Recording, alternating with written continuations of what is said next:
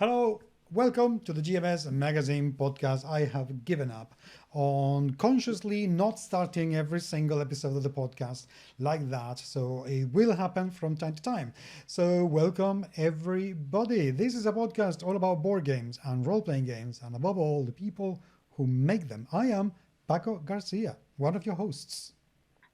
And this is Chris from DSX Machina, the other host.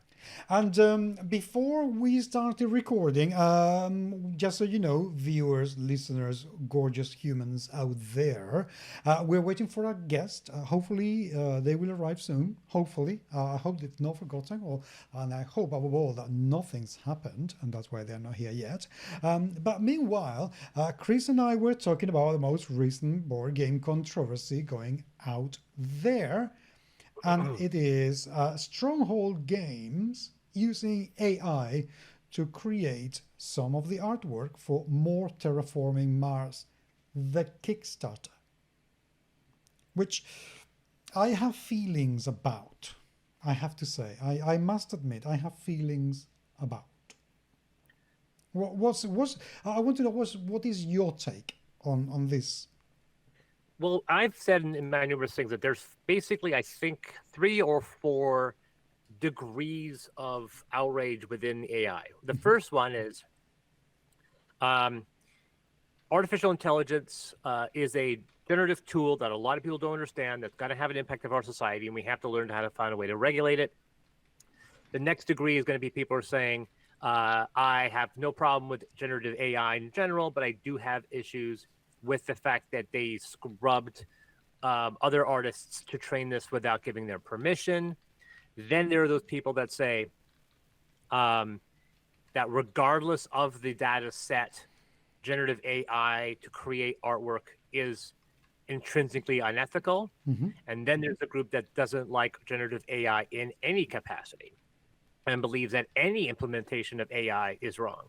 The issue is the fact that it's really easy to get enough people on the furthest right on that to say, well, there's a problem. This is definitely a complicated situation.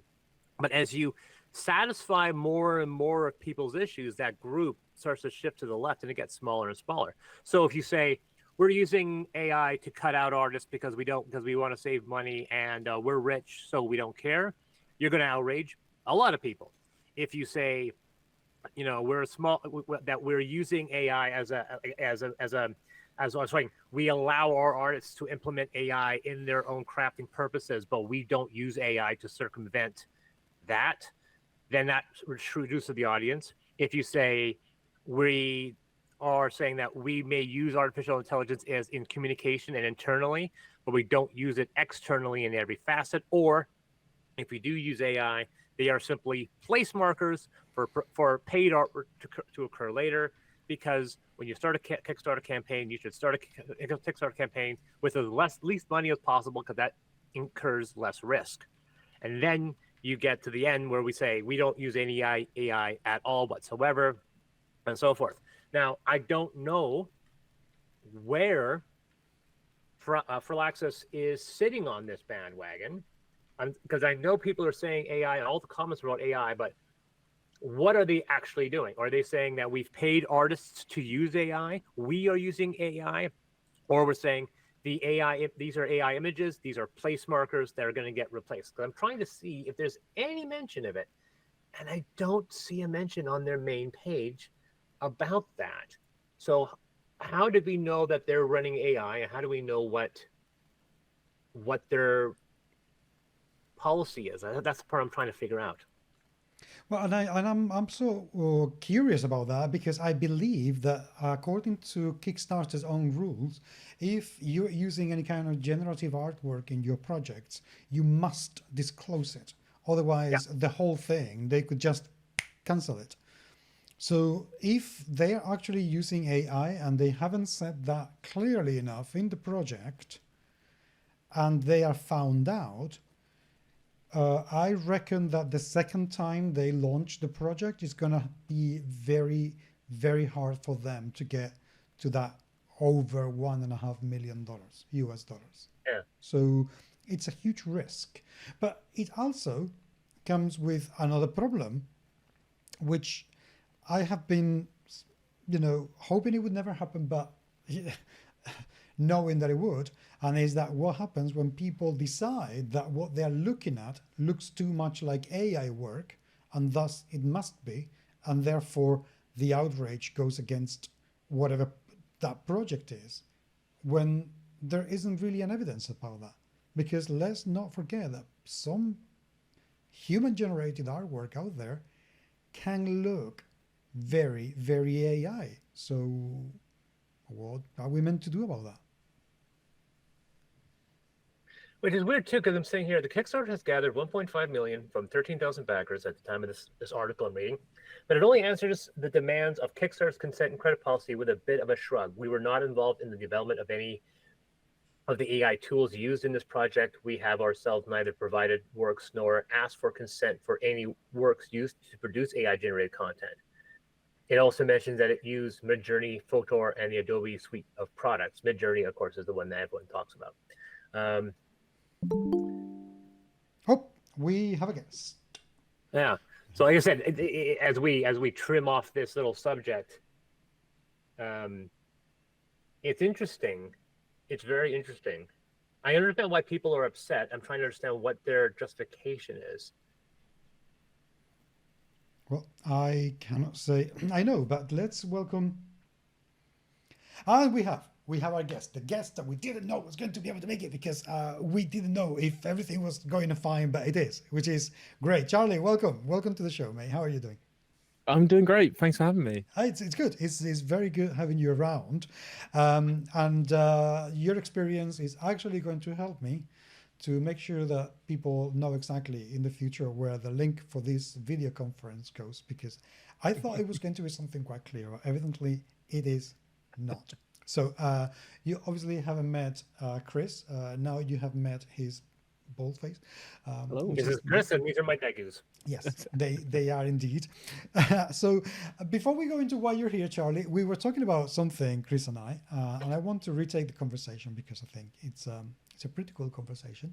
It's a controversy that's going on right now in the world of board games, because how much are you into board games, if at all?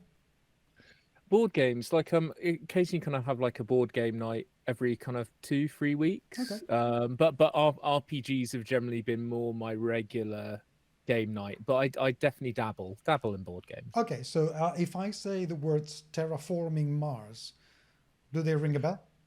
Yes, and I think I know where this is going. Yes. Absolutely, yes. Yes.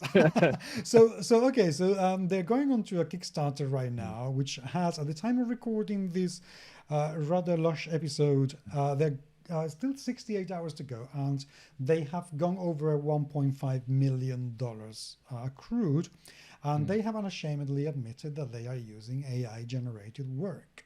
So we were talking about that, but what is your take on that particular thing happening right now with $1.5 million and they're using AI? For me, fundamentally, it just feels deeply greedy. Like it's I have quite strong feelings on AI art. I think we stand on kind of a precipice of devaluing artists in such a big fundamental way through technology by thinking about it just as like a tool that's enhancing. But for the individual trying to create, that may be the perspective, but for artists who work professionally in a space, seeing companies use AI in a way that basically devalues or eradicates their jobs puts it in a very, very kind of grimy light. Like for me personally, if you're earning 1.5 million on a Kickstarter, you can afford to pay an artist to do some cracking individual art with some soul to it that really represents your game. Like they're not a small company. It's yeah, and even then for kind of small companies, I'd really swerve away from it. Like it's really can kind of consider supporting artists over AI, because it is such kind of unfound territory still. Like we're still navigating it, still trying to figure out how to legislate it. And I think when it comes to these projects, like these games, these kind of pieces of creative work that people are going to be engaging with, we should swerve away from that until everyone's a little bit more resolved on what the next step forward for the world is with it. Yeah, I mean, I'm definitely with you on the greedy side, which is the main objection that I have about this, because you are going to Kickstarter to fund something. Why aren't you funding the money to pay the artists? You know, I can, with reservations, okay, I can understand if somebody puts out their own zine and use AI generated work because they don't have budget for artists, they don't know how to handle artists, or simply they don't feel they need to hire an artist because their illustrations are not that necessary for the game. Okay, I'm just inventing reasons / excuses for people to want to do that. Okay, I'm prepared to live with that. But with a company that goes specifically to a platform where you can put in an Excel spreadsheet, this is the money that I need to pay artists, and instead not just don't fund that chunk, let's say $100,000, you know, just to get a figure, but you are not reducing the amount of money that you say you need for this, and you're not reducing the price of the game. Because if you say, you know, we have saved this much amount of money, so the game, instead of you having to pay £40 for it, you're only going to have to pay 25 because we saved this amount of money. I would say, okay, it's a very unethical way to make things cheaper, but at least you are acknowledging that you have saved an awful lot of money, but you're not even doing that. So yeah, I think greed is a very, very good way to put it. Chris, what do you? Well, like I said, I've been on the forefront of this as a game publisher as myself, just like you. By the way, I need just to verify. Are you Barney or Charlie? Charlie. I'm Charlie. Yes. You're Charlie. Okay. Because he was saying Barney was coming, and I didn't know what was going on. So it says Charlie there, so making sure. Okay, so I'm a publisher. I've been in RPG game publishing for 15, 17 years, and I've had 4 Kickstarters. I've had 6 Kickstarters, but 3 of them have grossed over 100K. So for me, like the majority of these campaigns have occurred before AI came out, and for me, whenever I hear, and I'm not saying that you're saying that, but whenever I hear the really hardline approach that says AI generated artwork has no place in our society, I bring up what I believe are the gray questions, and the gray questions involve with, okay, I look at Terraforming Mars, and I absolutely think that they absolutely have enough money to do it. I also know that Terraforming Mars always had crappy artwork, because if you ever saw the 300 cards that are in the base book, they look like crap. There's only maybe like 10% actually look good. And there's about 50% of them which are just photos. And like, here's a stock photo of an ant. Like, it's really, really bad. So they have always been about cutting corners on that project. So the fact that they're using generative AI, I actually think this is following the modus operandi of that company, which is they're cheap. And they didn't pay artists. I didn't pay a lot of money for artists in the first game, and they're not going to do now because that's them. That being said, I disagree with that. I find it interesting and ironic that nobody went after them when they used stock photos on their cards, but now they're going after them by using generative AI because of the controversy of generative AI. They can say, we had this amount of money to spend on this artwork. We've always had this amount of money. We're just now, instead of using stock photos that we're not paying for, we're using our AI artwork that we're not paying for. And obviously that is still ethically more insidious, but that's their mental state. Now, when I look at the great questions, I always look up the fact that I think Kickstarter, the backers have too high a standard for Kickstarter projects, because big name board game companies have dumped so much money into making really flashy campaigns. The people that really need Kickstarter, that people who literally their lives are based on it, whose the success of their project depends on that money. Terraforming Mars expansion is going to happen regardless of what happens to this thing. But people, I imagine, like you, Charlie, and myself, we go to Kickstarter, and if that project doesn't fund, that project doesn't exist because that's what we live on. Yeah. But because of board games, we have to increase our production value for that Kickstarter campaign to the nth degree because we need to try to bring people on, which means we got to spend more of our money to get that project going, which means we're taking more risk, which can be really problematic. So I always wonder, is it okay if you admit saying we're using generative AI as place markers for artwork that's going to come later? We're doing it to save money on this Kickstarter project, but when we go to publication, this artwork is going to get replaced. Is that wrong? And to continue that, if, say, you pay an artist, let's say a well-known artist, to do artwork, and they decide they wish to use, and they think that AI is a tool they want to implement in their arsenal to create artwork that matches their previous work. So it's exactly the same style that matches them.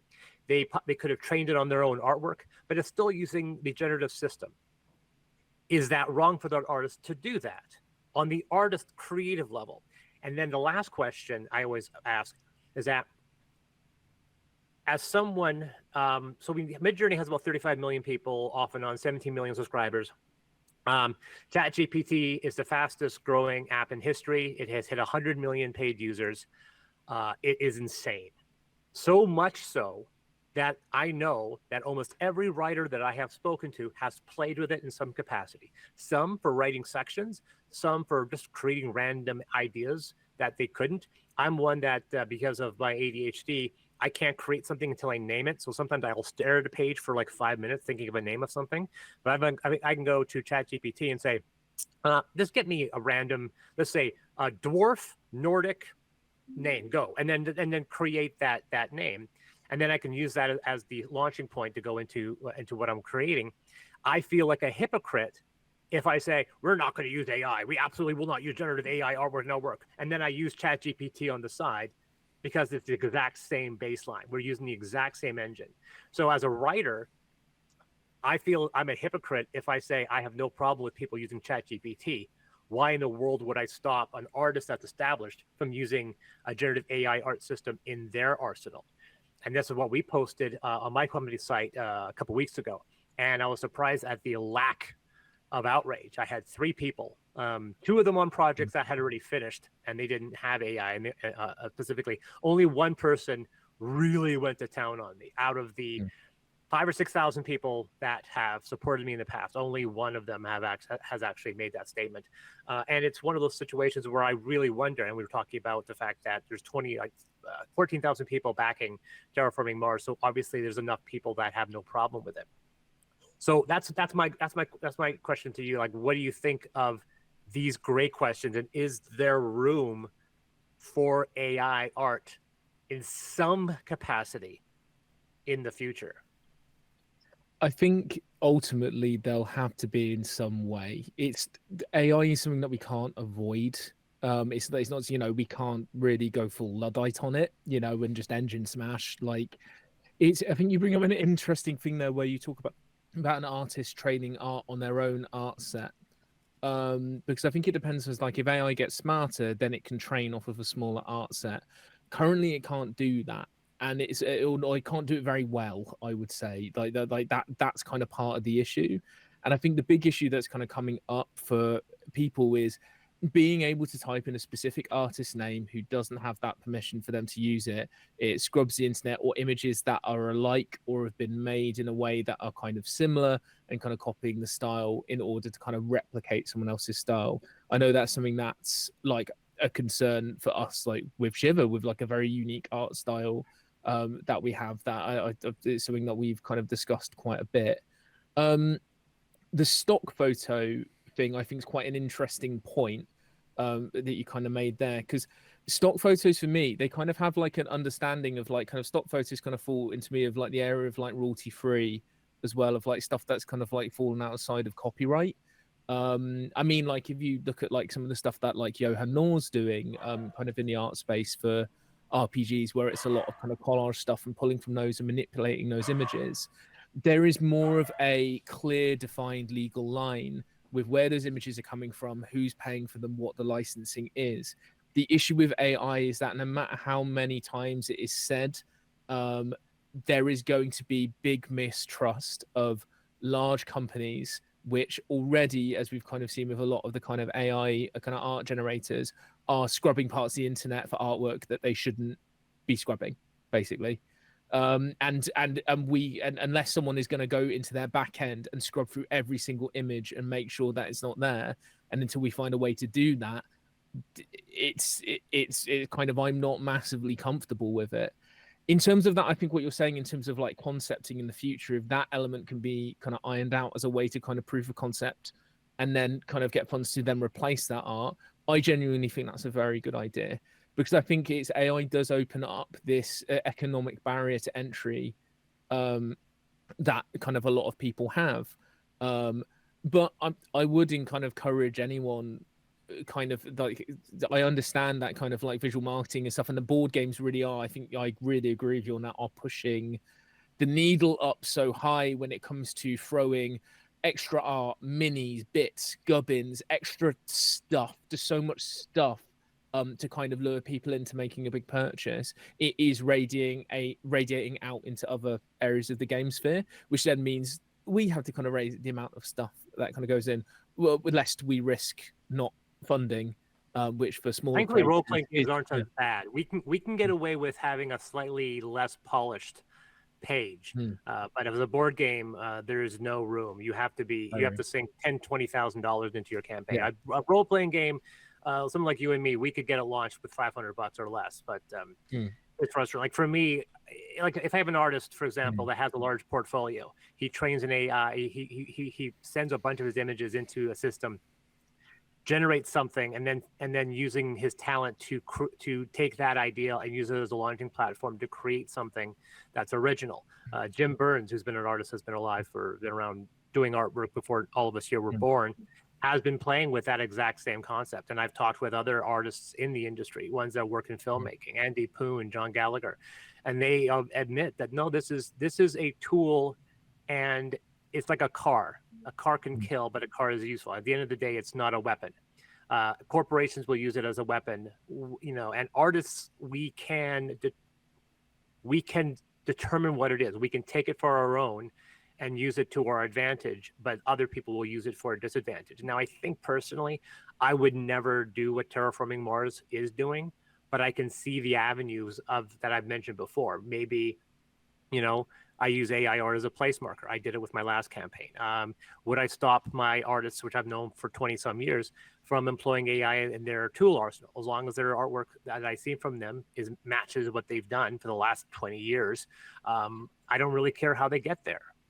And like I said, you think that would be very controversial, but there were a couple of people who absolutely went to town on me just for the idea of saying, I'm not going to ban its usage by the artists that I pay. Okay.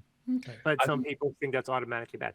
Yeah, it depends on kind of like how broad the thing is in terms of like using kind of AI, because if what you're talking there is like when you're training something on someone's entirely their own art set, it's siloed, like it's digitally siloed, and that is something that I think I can get behind a bit more, because then it is very much within a contained siloed workflow that is not leeching from anywhere else. It is entirely kind of being built up in an arsenal as a tool for that one particular artist, which I think is interesting as an idea, and I think is potentially where we'll see things develop more for people who want to use it as a tool. But it's when it breaks out of that silo, when it's open season, that's when it's an issue, I feel. Yes. Okay. Well, I think, as usual, when it's about AI, we could probably spend here the rest of the night talking about it and saving the world, because that's what we like to do when we talk about these things. But I am going to side with Charlie here that we're just beginning to navigate this. We have no real idea as to how it's going to go. We don't know how long it's going to take for laws to be set and implemented, or tools to be developed for people to be able to opt in, which is what I think should happen. Well, I think, we're all in agreement here. The fact that, as Charlie was saying, that, Pandora's box is open. Like, this is not something we're going to put back in the can. and it's not going to be like, how do we regulate this? And my question is, how are you going to regulate it? Not like how are you going to regulate it, but can you? Like, will it ever be possible for you to put in a system that can identify and regulate this technology? And I'm saying, like, that may not be possible.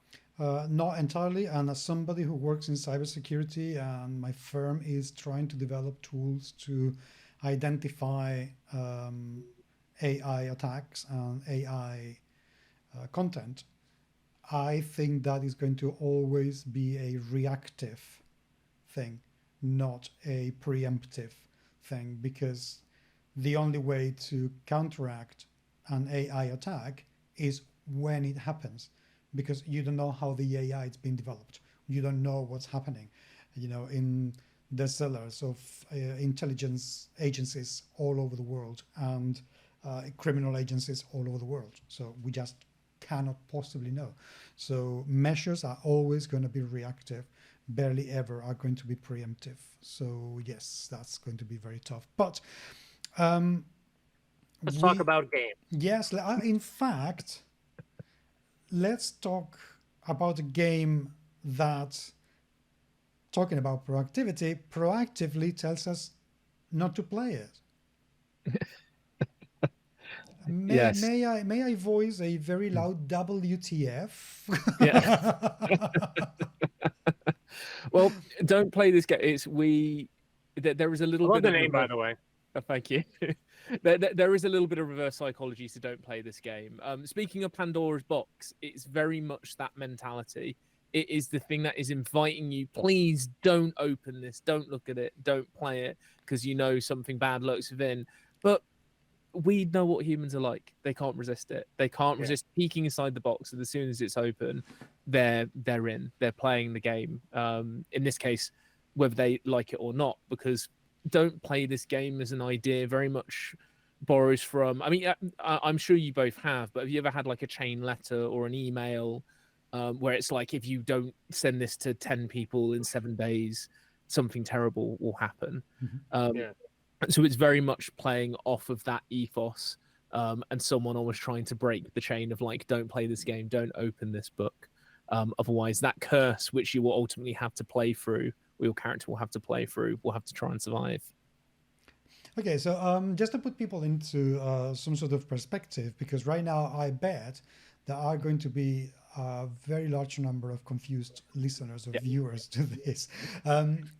Don't Play This Game is described, as in your press kit, as an immersive horror experience drawing influence from cursed messages. That sounds like very Exorcist sort of thing, but in truth, it's a legacy solo horror RPG. What's the story, or I should say the history behind Don't Play This Game? So the kind of history of like how the idea kind of came about was from these chain letters, these chain emails as an idea, when I was reminiscing with some school friends. And I remember when we first all got our school emails, and these, basically as soon as we all got these accounts and they went live, these chain messages went around like wildfire. Like they were everywhere, like, and multiplying and growing and kind of taking on like a life of their own. And when we were kind of talking about this, I had a little germ of an idea in my head of what if there was some kind of entity, some kind of creature or thing that spreads this way, and it played a game with people where it could make horrible, strange, supernatural things happen in this person's life. And part of playing the game was they would force them to record everything that was happening to them, mostly the bad, some of the good. And that's actually how this entity feeds and stays alive. And whether this person they've attached to lives or dies, their record, their experience, the thing that it's forced them to create through the game, somehow gets passed on to another person, and the whole cycle starts again, very much like a chain letter or an email. And the way that this manifests in a game is this is as a solo RPG. So the idea is that you play as a character, a cursed character, who discovers a record or a shard of this game that then triggers the events, and you start working through building your own record where you react to events that happen to your character, building up to facing off against the entity and seeing whether you will kind of live or die. So that is don't play this game kind of in a nutshell. But in terms of interestingly, I think off the back of talking about with AI art and things, if not with most solo RPGs, it's journaling is your kind of main base. So like there's a question, there's a prompt, there's something that you react to, you write it down in character, then you roll a dice and you move on to the next event.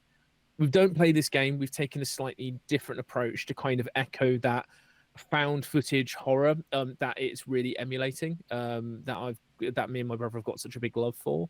They're things that we grew up on kind of massively, as well as all the kind of spooky analog kind of horror folk tales of our youth as well. But sometimes the book will encourage you not to write something, but to draw something, or put the book down, go outside, find an abandoned building and take a photo of it, or record an audio log of a strange noise that's keeping you up at night. So rather than having a journal that is generally what is generated, that is the kind of creative artifact, as it were, the artifact of play that's created with most solo RPGs. Instead, you get this kind of thick, uneven scrapbook of like multimedia horror, which can then be passed on to another unfortunate player, which can be a character of your own design, or could be, say, I've played through the game, my character's barely survived. I could go, Paco, I have finished playing this game. Here you go. Here's my record. You are now cursed. And then you could take the rule book, start at the beginning, begin rolling, and work your way through, and then spiderweb off and create your own sequel. So it's an idea that we're very interested in experimenting with, is using solo RPG play, something that's typically kind of, I'll use the word again because I'm stuck on it, siloed in its own to its player, but opening it up for multiplayer interaction and creation as a community by being able to pass it on to other players, spiderweb off other each other's stories, and create a nice network of spooky stories that all kind of link together in some way. That is possibly the weirdest RPG idea I have ever heard in my life, and it sounds absolutely amazing. I also have to say, because it reminds me a little bit. I played a long time ago with my late friend Samuel. I played an absolutely amazing game of De Profundis, and this De Profundis. Okay. De Profundis is a game that came out like 20 odd years ago, and it wasn't a journaling game, but you literally have to write letters to each other. So you would write a letter, send it, and Samuel at the time was studying in Kalamazoo, and then he went to Germany to teach at the university, and we were writing letters, and the more we wrote, the weirder and weirder we would get. In fact, I still have somewhere his last journal that he sent with blood stains and a bullet hole in his diary that was like, okay, I am never going to be able to live up to this. And then unfortunately he died of cancer, so we stopped for obvious reasons. Or did he? He did. Okay. Unfortunately, he did, yeah. So, but this sounds something similar to that, but on steroids. A lot more. It's kind of also a lot more regimented, because in De Profundis you didn't really have that many rules. You know, it was a matter of just find a place, get inspired by the story, write it down, and see how it goes and how you respond to your friend's letters. And your friend could ask you questions about what was going on. But here it feels like it has a lot more structure to what you are meant to do with your character until the end of the adventure, I suppose. Yeah, so kind of the way that it structures in terms of how it works is that you play through events, and unlike kind of other journaling games, our events are split into 3. So I found kind of from playing various other solo RPGs that having kind of one prompt or one main question to react to sometimes wasn't enough or was kind of encouraged to be a little bit shorter. So I tended to kind of think of them more like film scenes. So my background before this was in film and TV, and I very much wanted to replicate the feeling that you are starring in your own found footage movie where you're the one who stumbled across the cursed object or the creature is coming after you.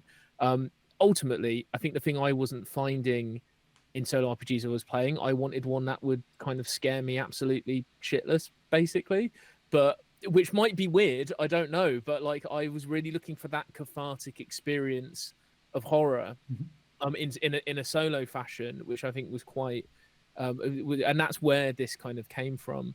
But in terms of the events, it's all about kind of mimicking, like almost having a scene. So you have like a odd spooky thing that happens that starts that you react to, then it builds up and there's some complications, some character interaction kind of at the midpoint of your event, and then at the end of it there's usually a larger choice, a larger consequence, something that kind of rounds out the event in quite a scary way. So it's kind of replicating that kind of horror movie escalation that you find across scenes and these events that you encounter, and that echoes not just in the individual events. It's how the events are structured throughout the book as well, because the way I've done it is, so there's lots of groupings of events is the way that it works, and this is more on the design end, so the player doesn't really see this, but this is what's kind of going on behind the scenes. And then at the end of each event you roll a dice of a certain size to move on to another event and start building your story, stacking these events on top of one another when you react to them. However, the thing I found with playing other solo RPGs is that sometimes that randomness could sometimes get a little off the rails, and sometimes a play run of something would kind of fizzle out or not go in the best possible direction, which when something's random is like bound to happen. But what I've been trying to do, which I think I've hopefully cracked with Don't Play This Game, is to replicate that movie pacing and structure, but still maintain that narrative structure by splitting these groupings of events and how you navigate through them with different dice sizes into bands that represent beats of a typical kind of horror movie. So you get those lower moments, you get those escalated moments, you get your big finale, but you can still go back to the beginning and pretty much never have the same experience twice.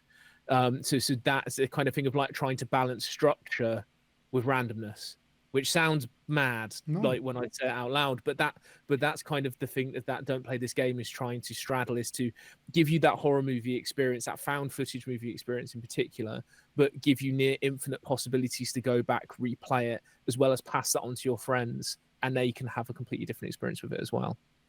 Chris, how does that sound to you? Because you're very used to writing scripts and stories and all that sort of thing. So how does it sound to you? Because the idea of balancing the structure with the randomness makes perfect sense, because otherwise it's just your story. So why do you need anything? I adore games that refuse to follow the mold of traditional tabletop games. So when I first saw and it should be noted that I got sent the package about an hour before we went live, so I was frantically trying to read it. And when you get to something like this, I've been a champion of trying to use, if books can be art and music can be art, it's amazing when I look at games as art. And you're not going to get an argument here. Paco and I absolutely believe that games can be artwork. And while people have made that expression with board games, I have received some resistance when it comes to role-playing games, and I kind of refute that, and I try to find examples or situations when you can have a game that transcends its kind of cliched structure. So, you know, if a Porsche is a work of art and a Honda Civic is not, and you know, maybe D&D is the Honda Civic, where's the Porsche? Now, I'm not saying something that's more expensive, but something that's a bit rare. And you might remember this, one of the games I always kind of bring up as having some level of artistic merit just from a visual standpoint. I think of a game called Hole from a long time ago, Human Occupied Landfill. It was satirical in essence, but it was presented as a game that was handwritten, which I thought was insane for a game that was published in the 90s.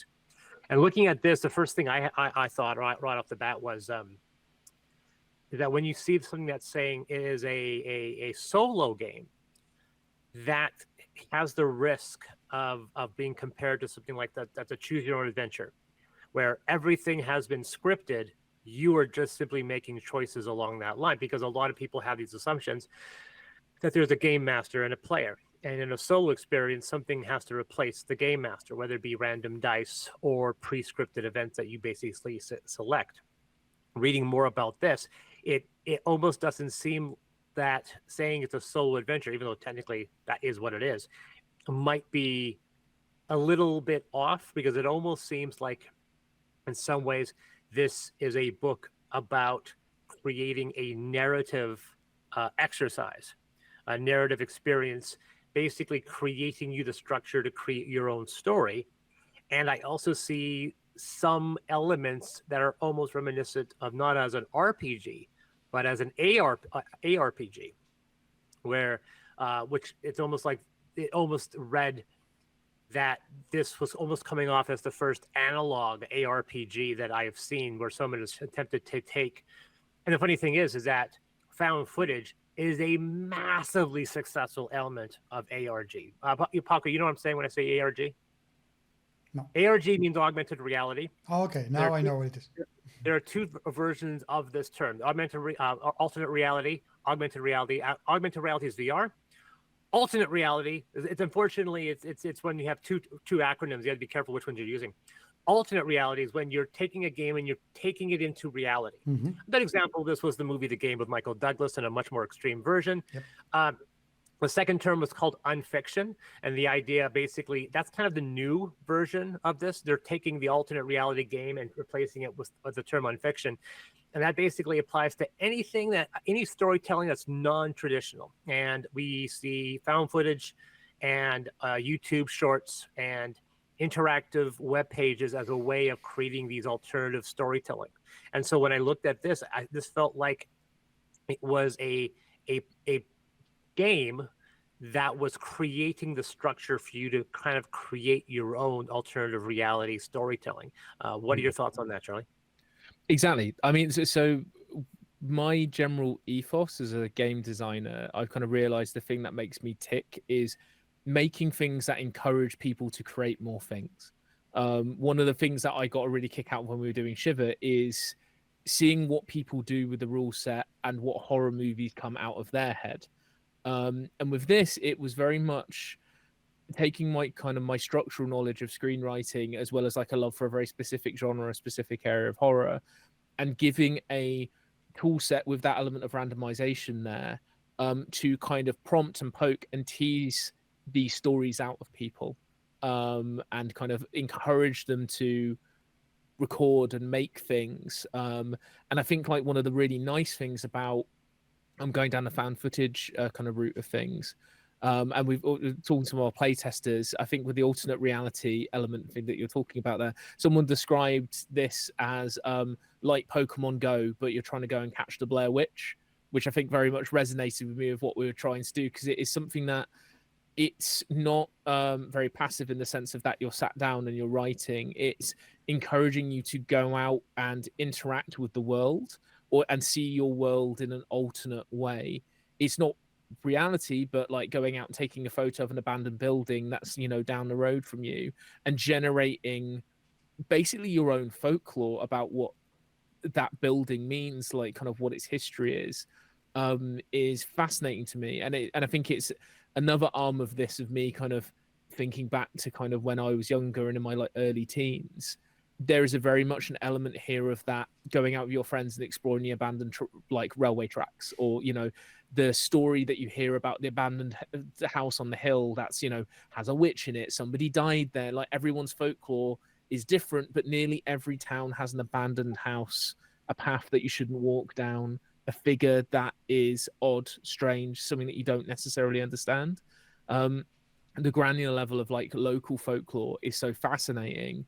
And I think it's something that sometimes we can kind of be losing, but I think we kind of see this online as well, into the ways that like stuff like creepypastas and elements of that are almost an online folklore that spread and can place themselves anywhere.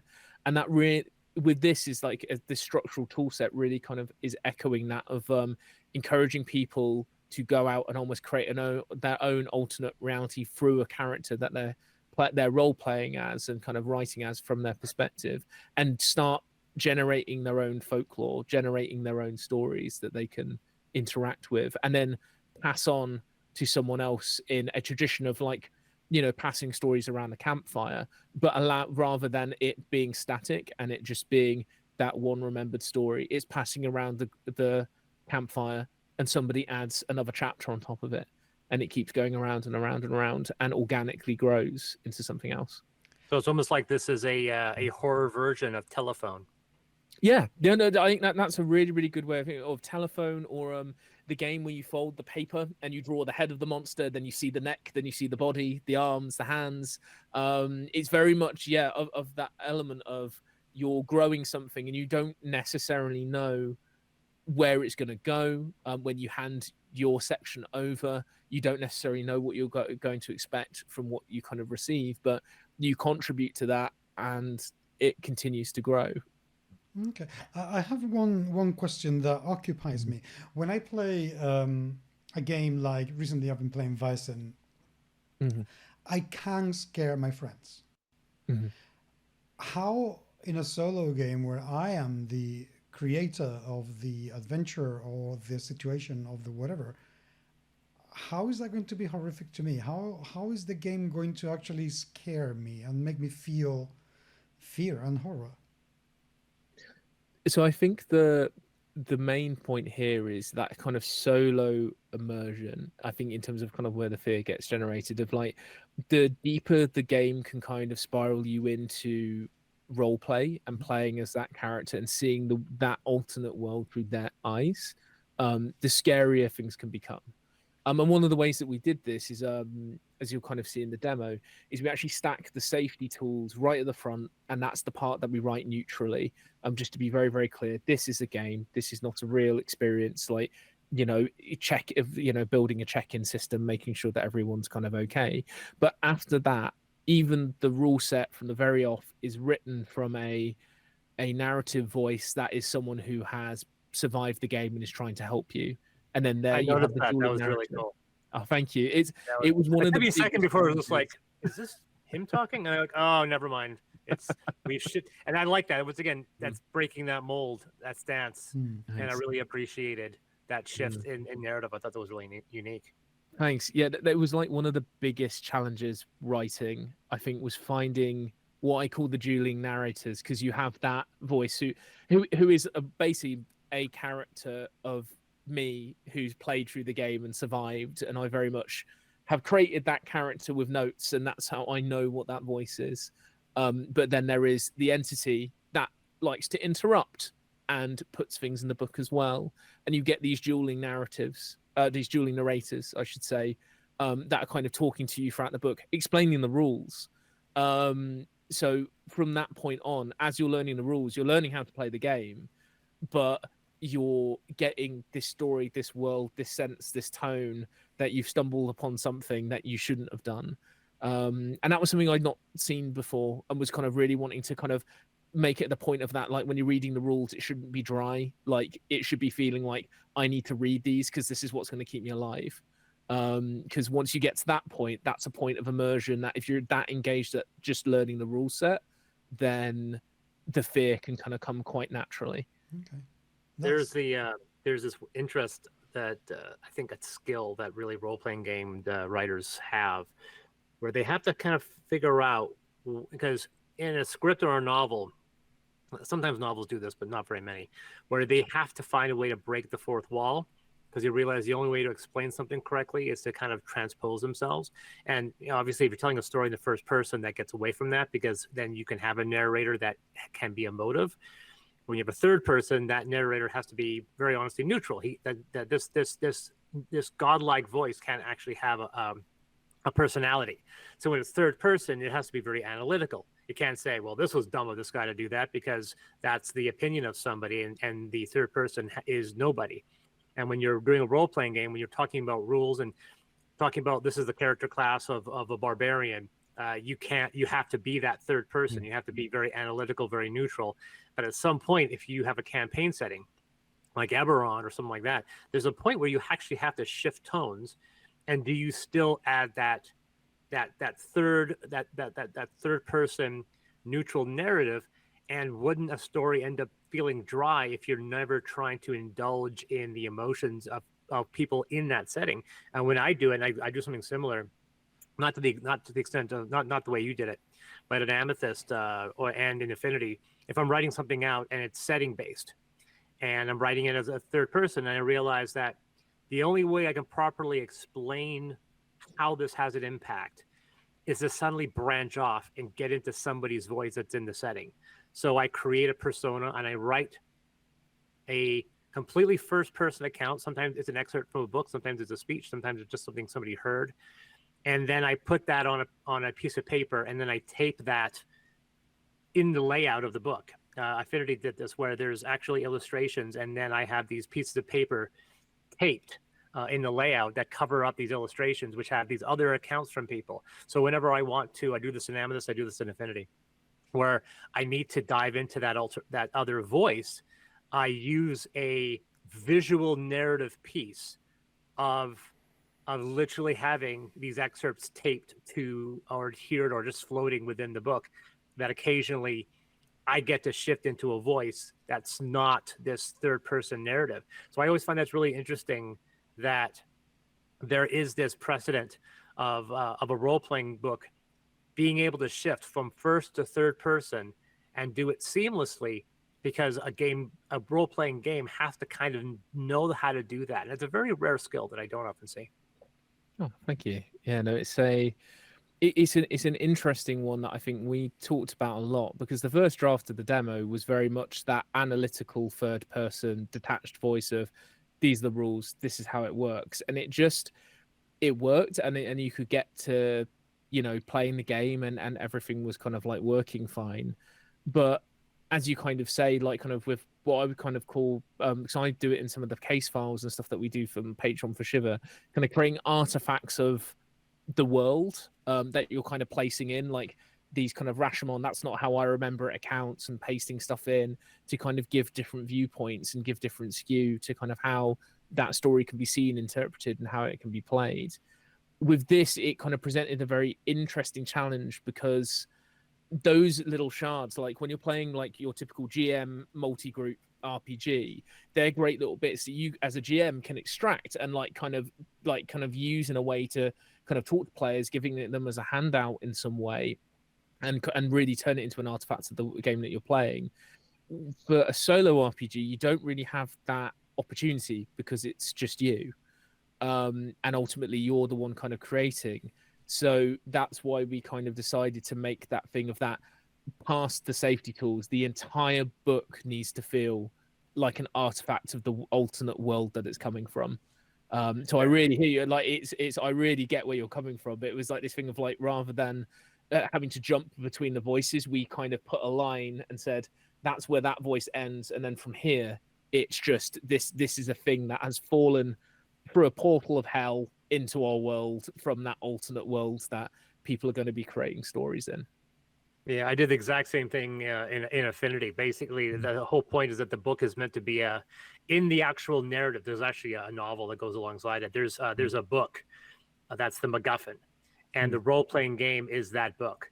And so the role-playing game is presented to be a tomb that's in the setting. So as a result, like the way you've done it exactly the same way as I did it, in a different fashion. You've did it as a diary. It's almost like something you see John Doe have in Seven. But mine, it's meant to be one of those old, really classic folios from the 1600s, like the little sketchbooks from Da Vinci, when there's like random sketches and blurbs and nonsensical writing and coffee stains and tears and shit like that. And that was something I wanted to do, and it's very specific to that setting. And so I see you've done the same kind of thing. And like I said, it almost reminded me partly of, like I said, the John Doe's books from Seven, because like that's a very iconic. As a weird thing, as a novelist and a writer, I feel that one of the most iconic visual props are these books from the movie Seven. Have you seen Seven, you guys? Yes. Yeah, I know you have. I don't know about. But Paco probably has. You have, right? Yeah. So you know what I'm talking Yeah. about. Okay, I have another question because we're verging on the hour by now. I have another question. I've been reading a number of solo games recently because they've been sent to me for reviewing, and there's something that very few solo games do well. Most of them present the world very well. They present the rules very well, but what they don't do very well is to give a good training, so to speak, about how to structure your story. You know, there are some games that don't even go into the basics of the hero's journey or the dynamics of how to play with non-playing characters, how to have hench people, that sort of thing. What are you doing in Don't Play This Game about that? Mm. So I think that element is what I was kind of talking about earlier, of like kind of putting that into the background. So it's something in Shiver we kind of talk about the free act structure a lot and kind of talk about applying it to games. With a solo RPG, especially one like this one, I think as soon as you start abstracting and kind of being like, okay, so this is how you structure a story, this is how it should feel, that very much enters that third person narrative voice at the top, like alongside the kind of like safety tools. Mhm. And I think that was something we considered, but it's something I wanted ultimately to avoid. And that's when the kind of idea came about, the banding of the events, of basically what I'm imagining for this game is that a lot of people who will be touching this book and picking it up and playing with it will have seen a found footage film of some kind. And I think the idea for me is by banding those things into structural beats. So you play like one event is your inciting incident, for example. Then your next couple of events are like rising spookiness and action, and then you kind of get a rather larger moment or larger moments. You have a little lull where things are safe and you learn some more stuff. And the thing is that I never wanted that to be in the forefront of somebody's mind, because as soon as considering how you're structuring your story enters the forefront as your mind as a role player, you're not role playing as that character anymore. You are thinking more about being a kind of like a storyteller, and that I think is like, as you were kind of asking about, like kind of where the fear kind of ebbs and flows. When you start thinking about structure isn't scary.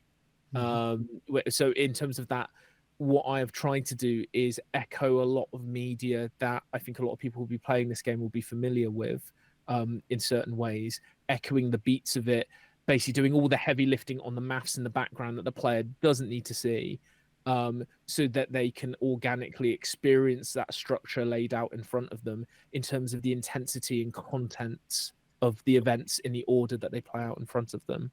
So that's kind of how we're approaching it, to kind of make sure that we don't break that immersion.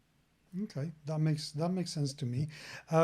When is the book going to be out? So we go to Kickstarter on October 3rd, and we'll be kind of funding for a full month. And then typically we expect kind of most of our kind of Kickstarter projects, it will be kind of a year turnaround. But in terms of that, we're talking to kind of like production houses and stuff now, so it may be slightly longer depending on kind of how long our boxes and various other bits take to long. But I would say not too far off of that mark, as it were. Hopefully faster. We're thinking, because we're starting to, as a company, get faster and faster and faster every time kind of we do a project. So we're hoping it will be less than a year. I found it interesting that we've been like Paco and I talk about future episodes and so forth, and I knew you were coming, but I didn't know exactly what the book was. And one of the comments I had mentioned to Paco, I think the last time I suggested a topic was horror in games. Can you scare people? So I find it really interesting that suddenly that pops up and go, okay, so this is definitely something we can talk about, because I'd love to talk about, as Paco was talking just now, about if you're running a horror game, how do you scare people? And I think, can you scare people in horror and in role-playing games? I think that's a great topic for a future discussion. We shall indeed. I'm curious about something now. We have spoken about the book, but now you have also spoken about bits and bobs. What are you trying to do? I mean, what's people going to end up with? So in terms of kind of like your base level of pledges, are the things that you get. So the core rule book is fundamentally the game.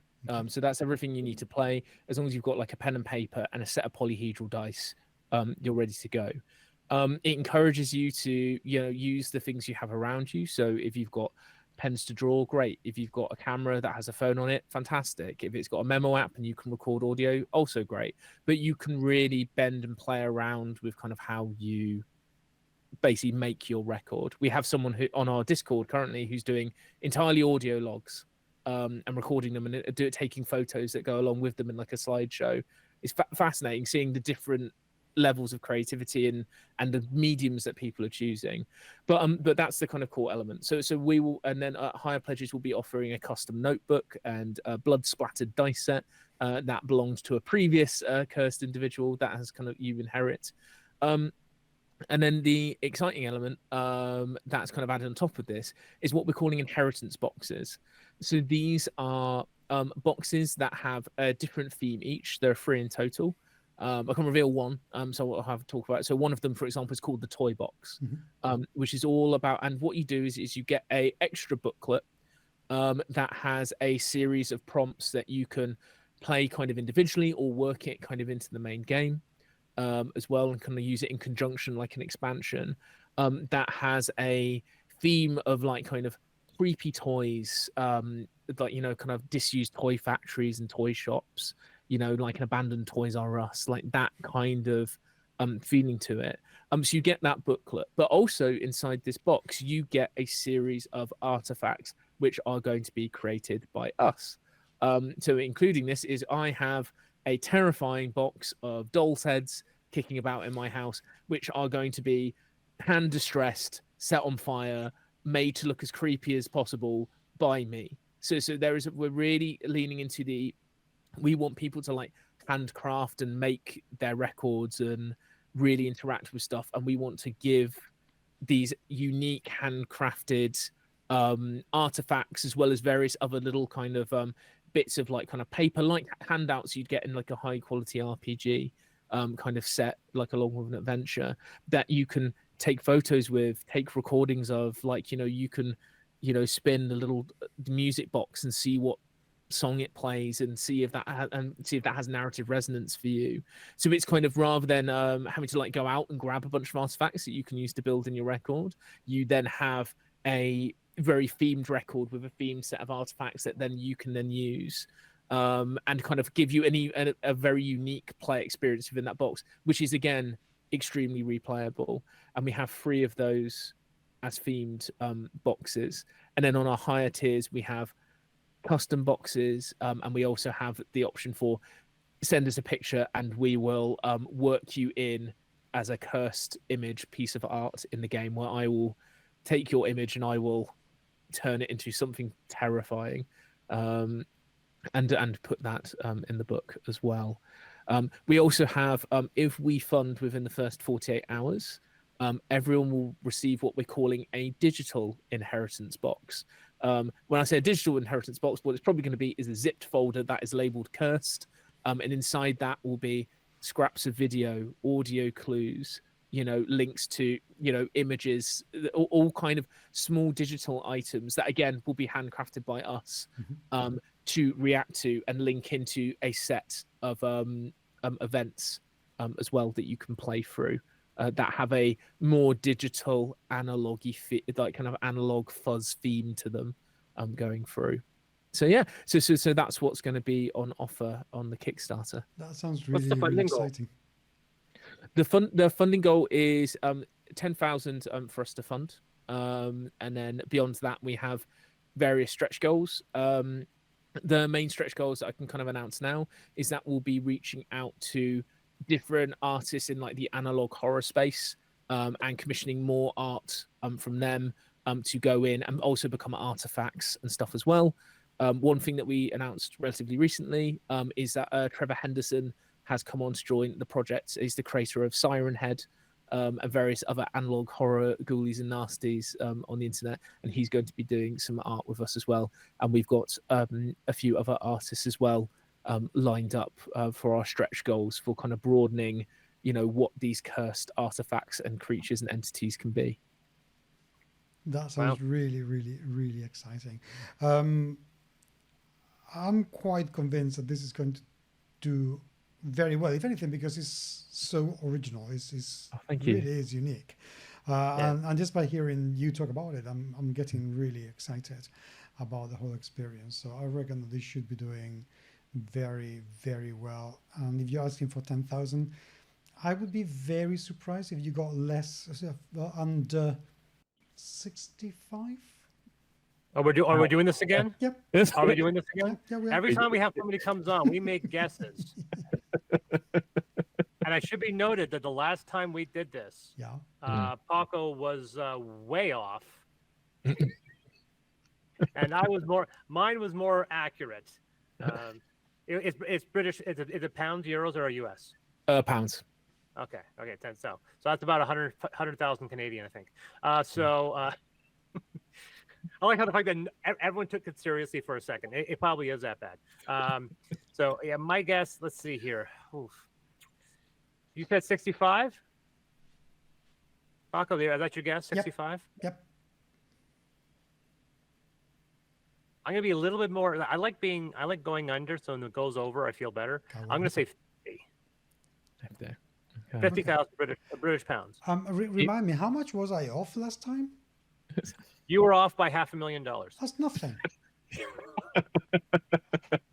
It was the Homeworld tabletop board game. Okay, how much did I say that we're gonna make? You thought it was going to cross 1 million. I said it was going to peak out about 500,000, and I ended up being correct. Are you sure about that? Something like that. I just know that that I was more accurate on that one than you. But we'll see. It's always a gentleman bet. Okay, I'm prepared to admit that we have a month to be proven wrong. Absolutely. Anyway, Charlie, best of luck with the project, because I am genuinely excited about it. I think it should be really cool. The demo that you sent looks absolutely fantastic. It sounds very, very exciting. And if you have really managed to create a tool that can, on a solo game, scare the shit out of me, that is quite as fit. That is not easy, because I don't scare easily usually with games. So that's the thing. That's why playing Call of Cthulhu with me is a nightmare, because I just end up turning it into comedy. Because it's just another show. God, it's ridiculous. So if you manage to do that, yeah, I look forward to that. Yep. Fantastic. Thank you very much. Thanks. Cheers, man. Oops. Okay, that was it. Sorry, I was pausing. Seriously, I'm genuinely interested in this game. That sounds like something that could entertain an awful lot of people for an awful lot of time. And it's the type of project that Kickstarter actually is made for. Yeah. And that's why I get more excited about projects like this than the Terraforming Mars that we just spoke of. Mm-hmm. It's one of those situations where, regardless of whether or not I can apply it in some way in my own playing group, it's still something that I think is deserves to exist, and I think that we should have more of these unique gaming experiences. So I'm really, really happy the fact that a lot of these bespoke systems are now starting to see some popularity, and it's not just D&D every time. Yes, because I really am very tired of going on to Kickstarter, which is one of the reasons. There are two reasons why I don't back an awful lot of Kickstarters at the moment. One is taxes when things arrive into Spain, and second, because 90% of the stuff I see is 5e, and I'm bored with it. I really am bored with 5e. I don't. Not because I think it's a bad system or anything. Please, people, don't come at me. But there's just so much stuff that I cannot master any interest, because I don't think that there is an awful lot of originality on the market for that. So there you go.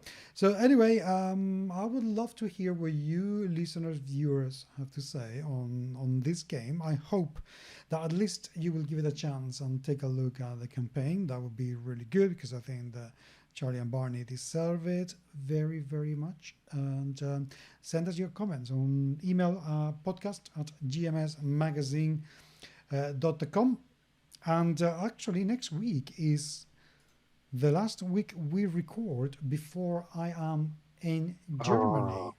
for Eshin. Mm-hmm. Looking forward to that. So next Looking week I forward to will your... probably have a whole list of the people I'm going to interview, and so I will tell you all about that. Cool. All right, man. Humans, thank you very much indeed, as always. Please do send us your comments. Find me in Twitter. I am at GMS Magazine. Blue Sky, I am Paco GMS Magazine at bsky.social or something similar.